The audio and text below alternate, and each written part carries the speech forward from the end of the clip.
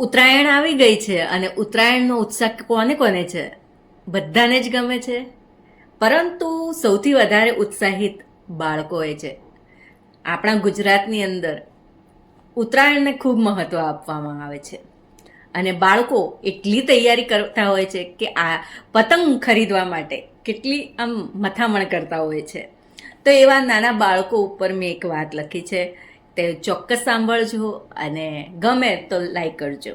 બરાબર? એ ટીનિયા એ લાલિયા કેટલી પતંગ લાવી રે, સાંજ પડે ને આવજે ઘરે, સાથે કિન્ના બાંધશું રે. ચાલ હું જટ જાઉં, ઘર ભેળો થાઉં, મમ્મીને ધાબો ધોવરાવું રે. આમ તેમ દોડી વાટ જોતો પપ્પાની, બારીએથી બાણે ને પાછો આવું રે. શું થયું બેટા કહેતી મમ્મી, તો કહેતો હું, પપ્પા આવે તો પતંગ લેવા જાવું રે. સાંજ થતાને બાણું ખખડ્યું, ઓફિસેથી પપ્પા આવ્યા રે. પપ્પા પપ્પા કહેતો વળગ્યો હું, ચાલો જટ લેવા પતંગ રે.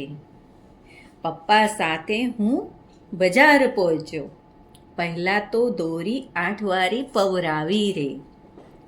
ફુગ્ગા લીધા, ટોપી લીધી, ચશ્મા લીધા, પતંગ લીધી, સાથે જલેબી ફાફડા રે.